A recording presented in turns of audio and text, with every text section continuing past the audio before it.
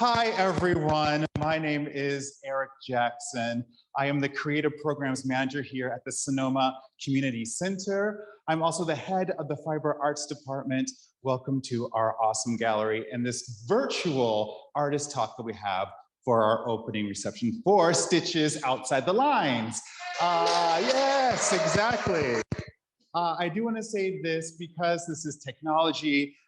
Things might go awry if we get disconnected or what have you. Just stay where you are, or if you get disconnected, feel free to jump back on to the same link that you are on right now. Any questions about any of the art, any of the artists, anything about the center, feel free to type those into the chat. We're asking that everyone stay muted for this so we can hear the artist talk lovely, loud, and clear. So I do have to say this exhibit is fantastic. It is wonderful. And we are honoring 5 of our local fiber artists here with this wonderful, unusual look at the traditional art forms of knitting and crochet. We have with us Frances Arnold, Lori Goldman, Emily Marks, Janet McBeen, and Hella Merrill, all featured here in this wonderful exhibit.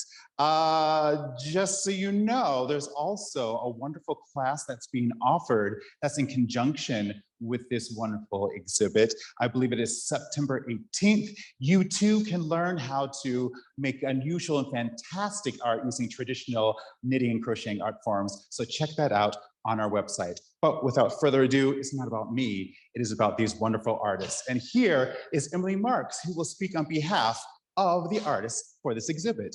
Emily.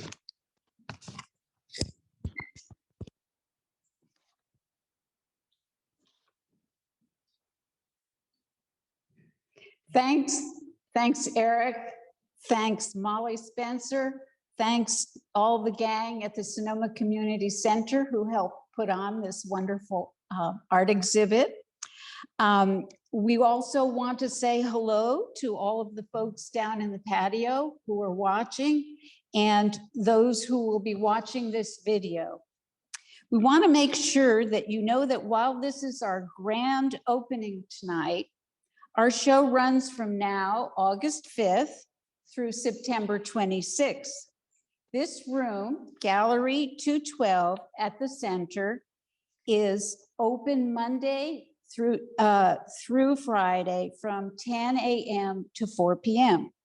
Please come anytime during those hours and as many times as you like. Admission is free to the public. Stitching Outside the Lines. What do we mean by this title?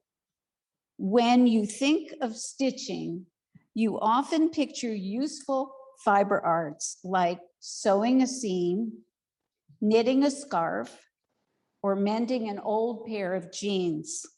Sure, textiles are an essential element of our daily lives. We are swaddled when we are born. We sleep in linens. We clothe our bodies each day, and we mark life's passages with special garments and fabrics. We even get stitched up after surgery. In contrast to those usual examples, 5 local artists, Frances Arnold, Lori Goldman, me, Emily Marks, Janet McBeen, and Hella Merrill have chosen to push the boundaries of what we call stitchery, creating unique works that stretch the medium in surprising ways. True, we 5 are drawn to the artistry of embroidery, crochet, knitting, twisting and weaving, as well as repetitive patterns as of old. For sure, we love designing through the application of one material on another in historical ways, but by incorporating unusual materials, making unique structures, and reflecting on specific themes, our work transcends the expected. Each artist manipulates the craft in her own way, allowing the viewer to see fresh perspectives. Stitching means many things to us. It is a way of knitting themes together. Each part can be seen as a different yarn that when combined makes a whole. This can be an individual effort of the work of many hands braided together. I think of the AIDS quilt and other projects like it that share individual stories, sewn by many people who don't know each other, but come together as a moving response to a health crisis. Stitching can tell stories. Think of the old saw spinning a yarn. Jan Martel, a contemporary author, says, stories, individual stories, family stories, national stories are what stitch together the disparate elements of human existence into a coherent whole. We are story animals. Our work reflects this aspect often when we make something, especially sculptures, that tell of our experiences or our views on current events. We are contributing to the dialogue of life, even if it's just in an individual work. Stitching can heal. Many people have turned to the fiber arts during the shelter-in-place period of 2020 due to COVID-19. Stitching is a contemplative process when we make individual stitches with repetitive motions. Mary Carson, a textile artist, says, during my dark time after losing my brother and mother, I turned to slow stitching as a way to get out of my head and take a break from the sadness.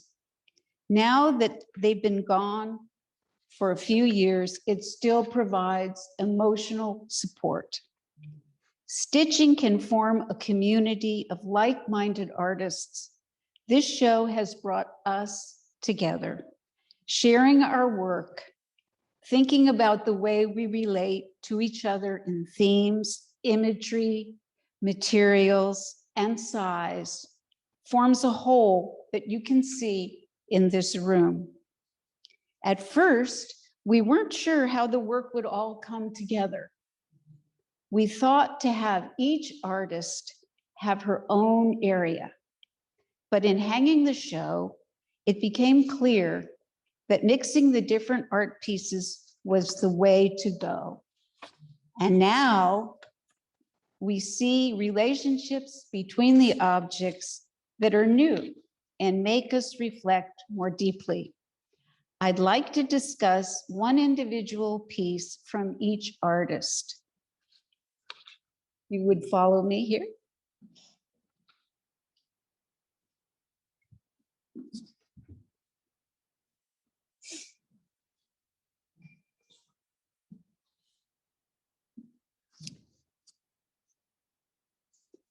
Frances Arnold created her large wall hanging entitled Resilience after the fires of 2017.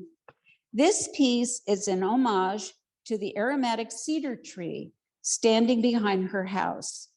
In 2017, she had to evacuate because of the fires. It was a scary time of uncertainty, and for some reason, she looked to the tree as a totem of hope and a touchstone for her return, and she still does. It is made of hand-painted hemp and embroidered with many, many running stitches that highlight the needles of the tree. Now we're going to go over here.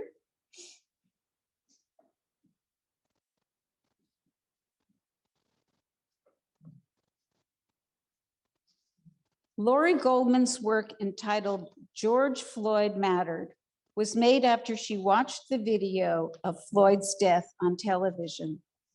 She writes, "My heart broke watching as George Floyd was brutally murdered by the police on camera." She says, "I embroidered my emotions of rage and despair. The bird symbolizes his soul flying free. Lori likes to make use of pre-made fiber materials. This piece is made from cut and sewn socks. She stuffed and then embroidered them, creating allusions to hands and wings. A knitted border completes the piece. Now we go over here.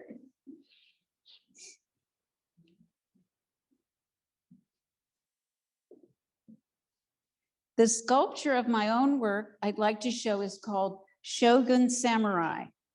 This is my costume for the Trash and Show in 2016.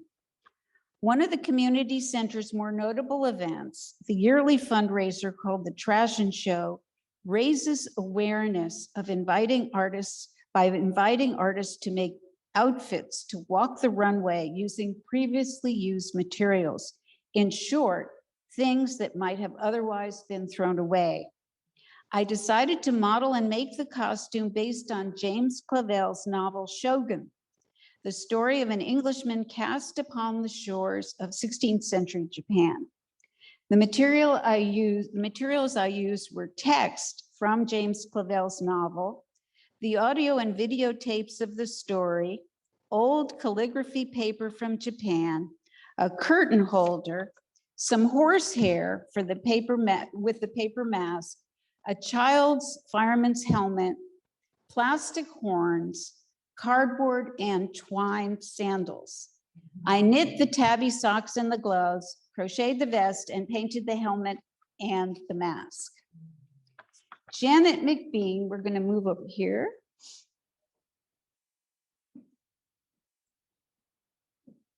You can focus right in this piece. Janet McBeen is primarily a wire artist. She likes to say she draws in wire. Her work not only highlights the line drawing aspects of her composition, but she also plays with shadow and depth. The lines become the reflection on the wall and add to the pieces. Although you might argue that she is not a conventional fiber artist, I think she is. If you look closely, the bends and curves in her art resemble stitches, twisting back and forth, much like sewing. This piece, Bird and Stitches, does have sewing in it. The bird is stitched in thread while the wire defines the hardness of the branches. I believe this piece was made especially for this show. Okay, now we're going to go way over here.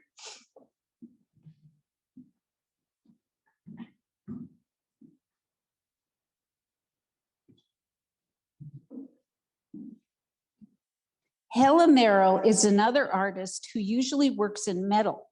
Her large copper wall pieces are often abstract. Commanding and beautiful, they are very different from this whimsical piece included in Stitches Outside the Lines. Her sculpture is entitled The Wired Woman. It was created with telephone wire. She crocheted the top and then arranged the skirt to fall gracefully down to the bottom. Hella recalls that the inspiration for using the telephone wire started when she was in Kenya and other parts of East Africa, where she saw telephone wire transformed into sculpture and other objects. I hope you were pleased by our show and perhaps maybe inspired to try your own stitches outside the lines. And I want to remind you that Lori, Goldman, and I are offering an in-person class here at the center entitled Knitting and Crochet with Unusual Materials on September 26th, a Saturday from 10 to 3. Please go to the website, SonomaCommunityCenter.org for more information. Thank you very much. We might have some questions. I have a few questions. What brought you 5 artists together? And feel free to repeat for those people who haven't heard my question. Okay, what brought us together? We belong to an art group and we meet generally once a month. Certainly with COVID-19, we stopped meeting. We didn't even Zoom, but we sent emails or pictures to each other. But generally we meet once a month and we can share what we've been doing. We talk about themes and other subjects besides just our work, but it is primarily an art group. Each of us has a turn where we speak about what's on our minds. It's a critique sometimes, it's a support group sometimes, and sometimes it's just plain giggles. Whose idea was it to do an exhibit? It was my idea. I was thinking about stitches metaphorically more than literally. And I thought that we had enough work and overlap that we could do such a show. And I am so pleased that it's come off. We planned to do it in, I think, 2019. We had scheduled it at the center, but then because of COVID and et cetera, it was pushed forward to now. It will be up again for 2 months. So that's a good long time. And we thank the center for giving us this opportunity. You were making up a little bit, right? Yes, yes, yes. So there was a question about your shirt. Someone was asking if you actually made your shirt. I bought a white shirt and then I did embroider on it. And and this was unplanned. I had lots of different embroidery floss from another project, and it was very relaxing. It was very much what I spoke about in my talk, that you could sit there. I didn't know what I was doing, you know, that this would be here or that would be here. I just let it grow. And I encourage anybody to try that on any garment or object that you feel like. Embroider the world. Now the show is using, I guess, traditional techniques in unusual ways or with unusual materials. What is your normal traditional art form? How did you start? I started as a ceramic artist, and there's some pieces in here that show the bridge between ceramic art for me and fiber, where I wrote to Owens Corning Fiberglass and they sent me yarn, fiberglass yarn. And I crocheted it and knitted it into forms. I found I had young children, and I found that ceramics didn't work very well. And I segued into fiber and have done a little writing, a little desktop publishing, but mostly I would call myself a fiber artist now. And I know that the 5 of us have done lots of different things in our lives, but it all adds into our work. Excellent. Jill? Question. We love the political nature of some of the work in the show and the history of fiber arts as a vehicle to make change. Any comments on this? I think one of the things that has been so encouraging about art recently is that it stopped tiptoeing around politics or hot subjects and waded in to treat the feelings and the emotions that come with some of the recent events in our country. I'll just say that. So I'm very glad that it's appealing to the audience as well as to us as artists. Now, do you have any advice, or feel free to finish that? Do you have any advice for those who want to try art making, fiber art, or other, and they don't know where or how to start? I think it often starts with the materials for me. So if you feel like noodling around with yarn or already used garments or wire or even things that you find in sort of other people would call trash, and you find them intriguing, take them to a place where you won't be disturbed and just play, because I feel that playing is the beginning of all art. And I've read enough about fine artists who are very famous who say, Twyla Tharp, the dancer, says she just has to get into a quiet studio and play before she choreographs things. So I think you really need to just play. And then if you need a technique, you know, classes are great, but there's also wonderful things online and they're free. So, you know, you want to learn how to knit? YouTube. Anything else? Any other questions? Thank you very much. Yes, and remind us where we can find information about your class. Online, Sonoma Community Center, all one word, .org. Lovely. Thank you. Thank you.